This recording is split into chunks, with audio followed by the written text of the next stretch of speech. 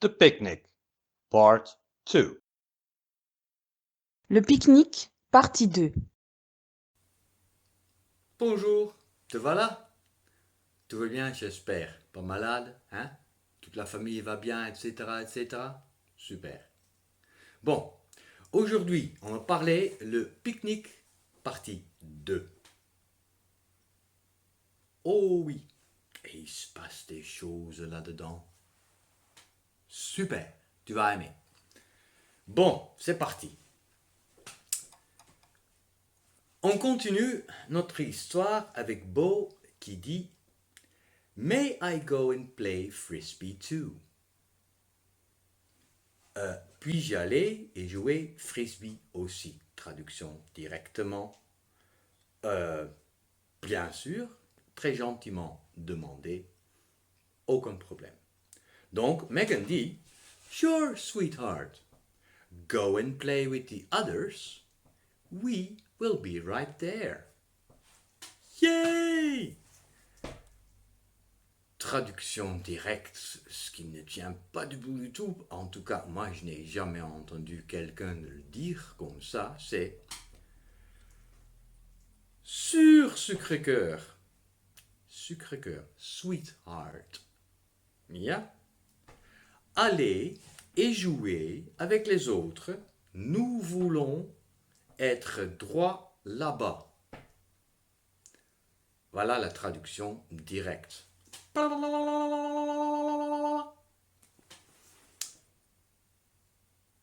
C'est comme ça que les Anglais pensent. Ouais, acceptez-le.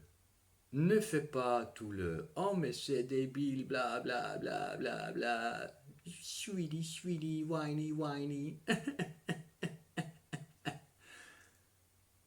Parce que ça t'aidera pas à apprendre l'anglais. Donc, apprends tout bêtement par cœur comment ça se dit. Oui, et c'est très simple. Évidemment, la traduction, bien sûr, chérie va jouer avec les autres, nous vous rejoindrons. Hein? Beaucoup plus logique. Évidemment. Bon, yeah, I love playing frisbee. Wouhou. Oui, j'aime jouer frisbee. C'est ce qu'elle dit. Oh, je aime jouer, verbe entier, frisbee. Parce qu'en anglais, tu le dis entièrement. Donc, super, j'adore jouer au frisbee. Rien de compliqué. Mike qui dit Well, all that food looks lovely. I'm hungry already. Et je comprends parce que moi j'ai vu le pique-nique de près et c'est superbe.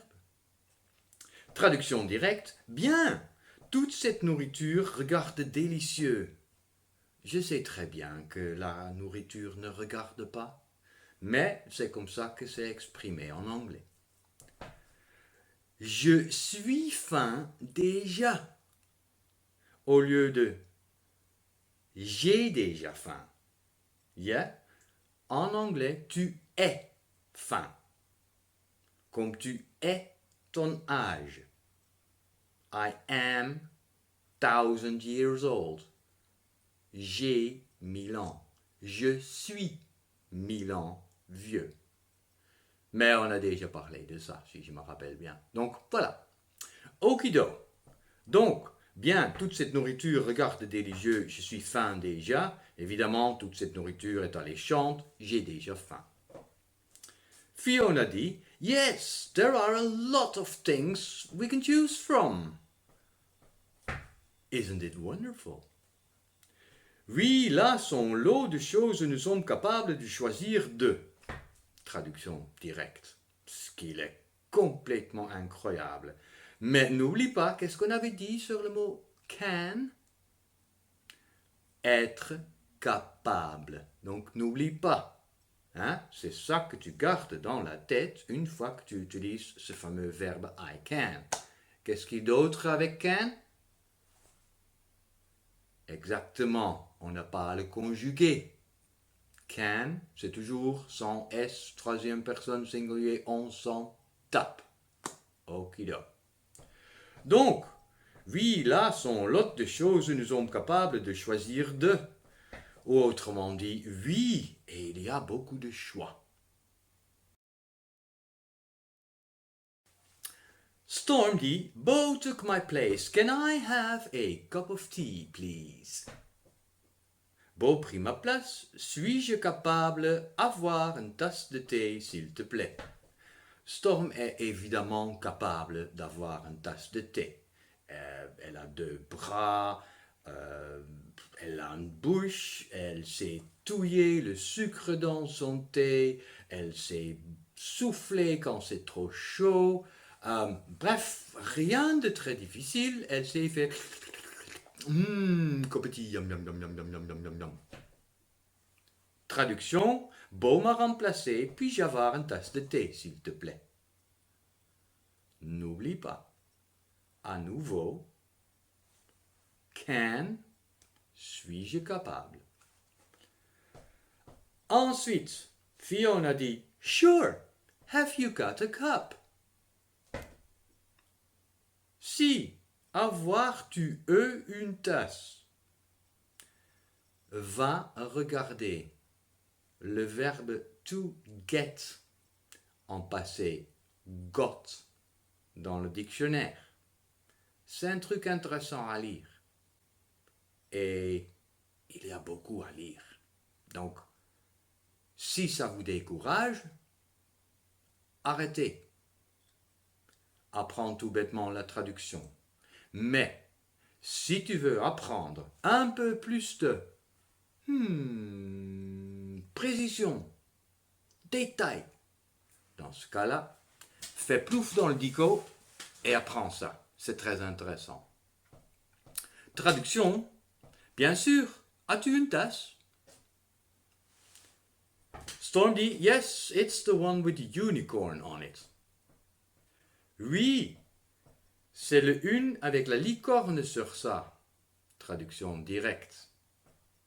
Rien à faire, c'est comme ça. Évidemment, ça veut dire oui, c'est celle avec la licorne. That's a very nice cup. Do you want sugar and milk too? En Angleterre, ils boivent le thé avec du lait et du sucre. Si tu veux un thé noir, donc sans lait, il faut que tu le demandes spécialement. Parce que sinon, automatiquement, paf, du lait dans ton thé.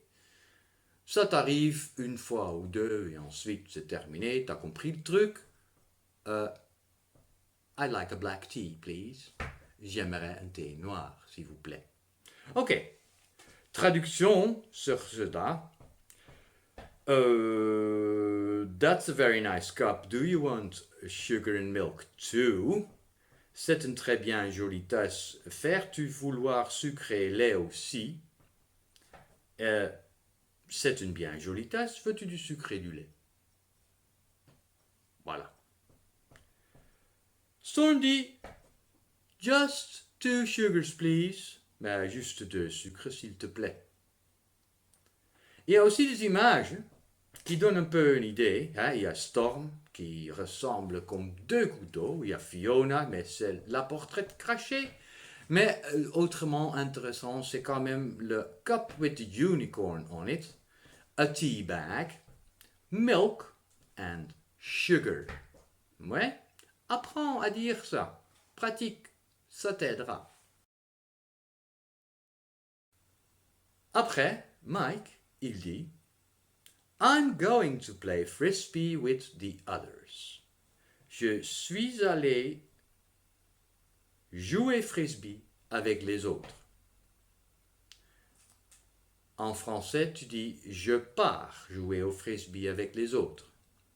Mais la traduction directe, I'm going to, c'est je suis en train d'aller.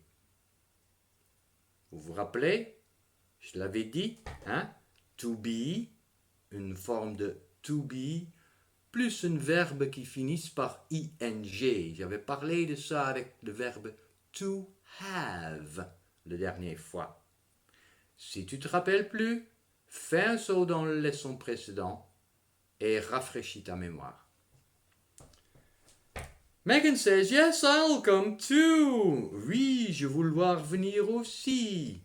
Parce que I'll, I will, indique quelque chose qui va se passer dans le futur. Hein? Donc, elle va vouloir venir. Ben nous, on dit tout bêtement, je viens aussi. Phew! Axel. I'm tired. Is there any orange juice? Phew! Je suis fatigué.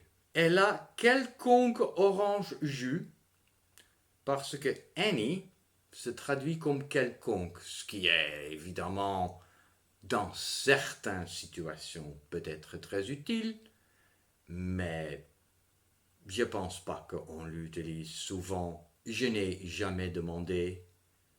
Y a-t-il quelconque jus d'orange? Ça m'est jamais arrivé.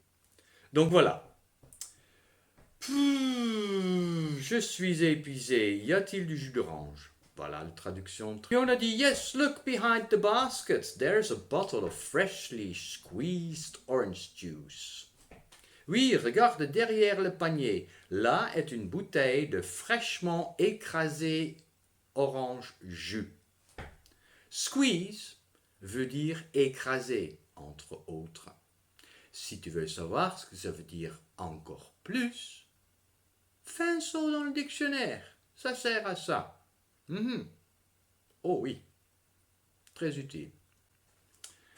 Ah, lovely, I love fresh orange juice. Fiona dit, oui, regarde derrière le panier, il y a une bouteille d'orange pressée. Axel, ah, lovely, I love fresh orange juice. Ah, lovely. Se traduit comme ah, charmante. C'est une traduction. Je sais bien qu'une bouteille de jus d'orange n'est pas charmante. En tout cas, peut-être que je ne suis pas encore tombé sur le bon bouteille de jus d'orange, mais jamais vu une bouteille de jus d'orange charmante. Oui, mais ça veut dire ça. Ou agréable, ou délicieux, et encore d'autres traductions. À nouveau, si tu veux apprendre le plus d'anglais, utilise le dico. Il y a aussi un petit haut-parleur sur lequel tu peux cliquer et ensuite ça le prononce. C'est un peu une voix robotique à la Stephen Hawking, mais ça le prononce quand même et tu peux toujours apprendre. Donc, fais, c'est intéressant à faire et t'apprends des choses. Ah, génial! J'adore le jus d'orange. Voilà, c'est ça pour le moment, au niveau de grammaire. Au niveau de grammaire. Je ne suis pas très fort en grammaire, explication jusqu'à maintenant. Je trouve ça moins important pour le moment. Ça va venir, vous vous inquiétez pas. Là, je veux que surtout vos oreilles, vos habitudes, vous pratiquez comment dire certaines phrases en anglais. N'oublie pas. J'ai dit, n'oublie pas d'écouter la radio. Hein. Il y a des liens que tu peux utiliser, donc fais-le. Parce que ça aide l'entraînement des oreilles, c'est important. Ok, je vous souhaite une bonne semaine et amusez-vous bien. Et n'oublie pas, il y a toujours cette virus dehors. Stay safe. À la prochaine.